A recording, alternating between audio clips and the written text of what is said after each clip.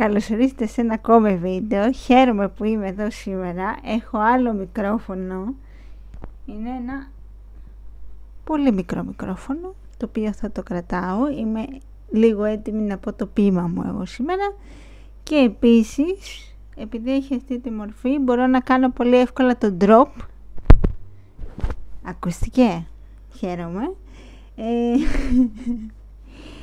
Και νομίζω ότι πρέπει να πάμε γρήγορα στο βίντεο, γιατί δεν έχω κάτι άλλο να σας πω.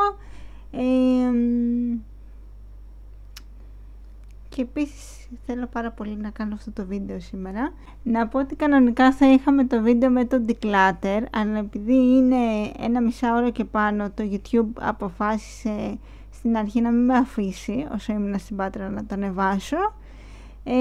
Τώρα έχω κάνει ένα authentication, κάτι τέτοια βλακία ήθελα και θα με αφήσει. Απλά επειδή είναι πάρα πολύ μεγάλο για να ανέβει με αυτήν την ταχύτητα που έχω εδώ, θα το ανεβάσω από την Πάτρα. Οπότε τις μέρες που θα είμαι Πάτρα, τις επόμενες μέρες, θα το ανεβάσω και θα το δείτε. Θετική σκέψη πάνω απ' όλα. Σήμερα έχουμε ένα βίντεο το οποίο ήθελα πάρα πολύ να το κάνω,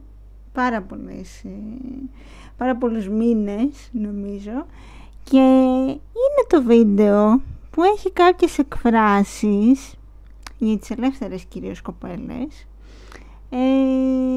που πιστεύω ότι πρέπει να εξαφανιστούν, ρε παιδιά. Νομίζω ότι θα αρχίσουμε, γιατί δεν θέλω να βγει πάρα πολύ μεγάλο. Θέλω να ανέβει κάποια στιγμή. Το έχω εγώ εδώ πέρα όλα γραμμένα. Για πρώτη φορά δεν είναι digital, αυτό να ξέρετε. Γιατί έχω επιλέξει το σημειωματάριο που που είναι το Hogwarts. Γιατί έρχεται Σεπτέμβρης, ρε παιδιά, και επειδή εμένα δεν μου ήρθε το γράμμα μου, θα γράφω εδώ. Άντε τώρα. Λοιπόν, και θα πω 6 από αυτές, οι οποίες πρέπει να εξαφανιστούν, πιστεύω. Και θέλω κάτω στα σχόλια, θα το πω από τώρα γιατί μετά δεν ξέρω αν θα το κάνετε, να μου γράψετε τη δική σας γνώμη, να μου πείτε και δικές σας, όχι βασικά δικές σας, και φράσεις που έχετε ακούσει εσείς και θα θέλατε να εξαφανιστούν, ακόμα και αν δεν είστε ελεύθεροι. Why not? Και θα ξεκινήσω με την πιο πρόσφατη. Θα ξεκινήσω έτσι για το καλό. Λοιπόν, όσο με παρακολουθείτε στο Instagram, είχα ανεβάσει ένα story, το οποίο έλεγα ότι για έναν ο οποίος μου την έπεσε στο μετρό, με λίγο λάθος τρόπο, γιατί οπότε καταλαβαίνετε, εγώ δεν θα το έπαιρνα καλά αυτό το πράγμα, γιατί γενικά νομίζω το έχω ξαναπεί, ότι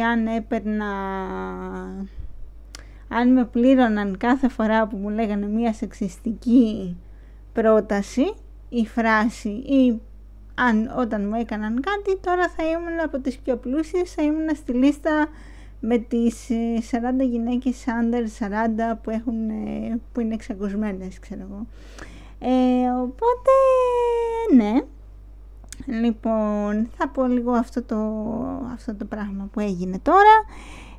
Θα φάω λίγο χρόνο, συγγνώμη. Ήμουνα στο μέτρο, μου έπιασε την κουβέντα για κάτι άσχετο. Εγώ το απάντησα γιατί πολύ απλά είμαι πάρα πολύ ευγενική. Και γενικά δεν είναι δηλαδή ότι ήμουνα snob, απλά φοράω τα ακουστικά μου έξω.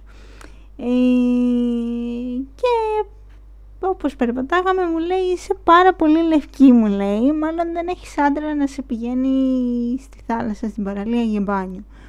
Του λέω, ναι, του λέω δεν είναι απαραίτητο αυτό, γιατί έχω κι εγώ πόδια, άμα θέλω πηγαίνω και μόνη μου. Why not? Και μετά προσπαθούσε τέλος πάντων να με κάνει να πάμε για καφέ. Εγώ δεν ήθελα να πάω για καφέ, οπότε του είπα ότι προφανώς δεν χρειάζεται και ότι είπαμε ένα καληνύχτα τέλος πάντων μετά, το οποίο ήταν και αντίο από ό,τι καταλαβαίνετε. Πρέπει λίγο αυτό να εξαφανιστεί. Οι γυναίκες το 2023 μπορούν να πάνε και μόνες τους κάπου. Επίσης μπορούν να υπάρχουν και χωρίς σχέση, why not. Και αυτά, νομίζω ότι δεν θα πω κάτι άλλο πάνω σε αυτό. Ποιο να πω τώρα από όλα, είναι όλα τραγικά. Λοιπόν, θα πω τώρα το επόμενο, το οποίο δεν είναι πρόσφατο, είναι πολύ πιο παλιό, αλλά why not. Τυχαίνει, ρε παιδί μου, κάποιες φορές στη ζωή μας να γνωρίζουμε κάποιον ο οποίος είναι πολύ φιλικός ή κάνετε παρέα ή μπορεί να έχετε τα ίδια ενδιαφέροντα, ας πούμε, και επαγγελματικά κτλ. Οπότε βγαίνετε τέλος πάντων με αυτό. Με το που το καταλαβαίνουν οι φίλες, οι συγγενείς ή οτιδήποτε τέλος πάντων, θα γυρίσουν να πούνε είναι πολύ καλό παιδί, γιατί δεν βγαίνεις μαζί του, γιατί δεν κάνετε σχέση. Κάπου εδώ να σας πω ότι η απάντηση είναι αν είναι καλό παιδί να του πάρουμε μία πάστα. Γιατί προφανώς το ότι είναι καλό παιδί δεν πάει να πει ότι θα έχουμε χημεία με αυτό το άτομο ή ότι θα μπορούμε να κάνουμε σχέση ή το οτιδήποτε. Υπάρχουν και φιλίες γενικά. Εντάξει, είναι πολύ δύσκολο να υπάρξουν ανάμεσα στα δύο φύλλα, αλλά υπάρχουν και φιλίες.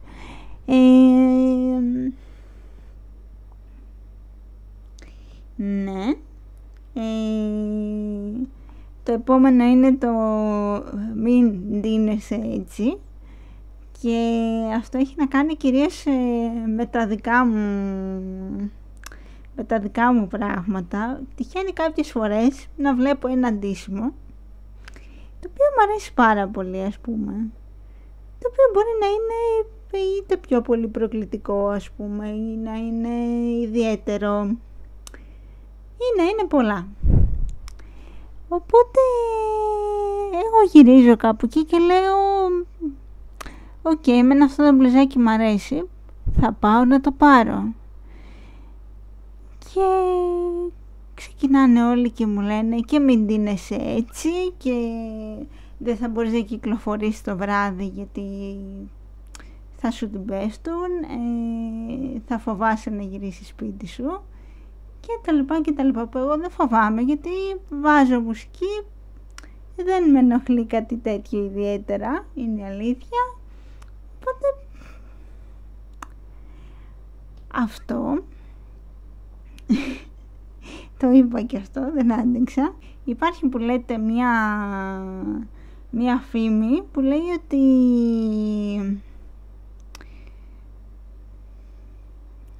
και για μένα το λέγανε, why not, ότι αν δεν μάθεις να μαγειρεύεις τότε δεν θα σε πάρει κανένας άντρα γιατί θα φαίνεις τον άντρα σου νηστικό. Κάπου εδώ έρχεται μία θεωρία η οποία λέει γιατί να πρέπει να μαγειρεύουμε εμείς και να μην είναι και ο άντρας λίγο πιο πολύ στη μαγειρική, ας πούμε. Είναι μία άλλη άποψη, είναι μία άλλη οπτική θα έλεγα, αλλά γιατί όχι, είναι να μαγειρεύετε και οι δύο μαζί, ακόμα καλύτερα.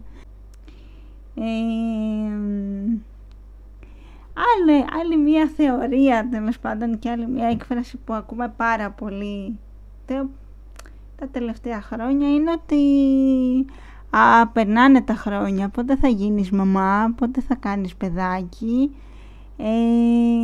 Κάπου εδώ να σας πω τη δική μου ιστορία, ότι έχω καταλήξει ότι επειδή μελλοντικά θέλω να γίνω μαμά, αν περάσουν πάρα πολύ τα χρόνια ίσως καταψύξω οάρια. Είναι μια δική μου θεωρία, την οποία θεωρώ ότι όλοι πρέπει να σέβονται. Τέλος πάντων, εντάξει, όχι όλοι. Όσοι είναι δίπλα μου και είμαστε μαζί, προφανώς πρέπει να τις σεβαστούν και να μην γυρίσουν να πούνε πότε θα γίνεις μαμά, πότε θα κάνεις παιδάκι, πότε θα παντρευτείς, πότε θα βάλεις έναν άντρα στο σπίτι σου και όλα αυτά τα ωραία. Νομίζω ότι όλες θέλουμε να γίνουμε μανούλες κάποια στιγμή, περισσότερες τουλάχιστον, αλλά η θεωρία μας είναι ότι μπορεί να θέλουμε να γίνουμε και αργότερα. Γιατί να μην μπορείς, ας πούμε, να κάνεις παιδί μετά τις 40. Λέω εγώ τώρα. Αυτό. Δεν θέλω να πω κάτι παραπάνω σε αυτό. Και επίσης, μια τελευταία θεωρία έτσι για το καλό είναι το ότι όταν, ρε παιδί μου, σε βλέπουν πάρα πολύ νευρική, πιστεύουν ότι είσαι νευρική και ότι δεν έχει σχέση. Οπότε σου λένε, άντε να βρεις μια σχέση να χαλαρώσεις. Που αυτό δεν ισχύει. Εγώ τουλάχιστον όταν έχω σχέση είμαι πιο νευρική από τώρα. Τώρα μπορεί να μεταφράζεται το άγχος μου, ξέρω εγώ, σε νεύρα, αλλά δεν έχει να κάνει αυτό με τη σχέση. Αυτό ήθελα να πω. Ελπίζω να σας άρεσε. Προσπάθησα να το κρατήσω όσο πιο minimal και μικρό γίνεται. Ξέρω ότι σε κάποιους δεν θα αρέσουν αυτές οι απόψεις, εμένα μου αρέσουν όμως, οπότε ήθελα να τις πω. Και αυτά, να περάσετε καλά, ελπίζω να είστε διακοπές κάπου και μέχρι το επόμενο βίντεο που θα είναι το declutter από την Πάτρα, εντάξει, σας φιλώ.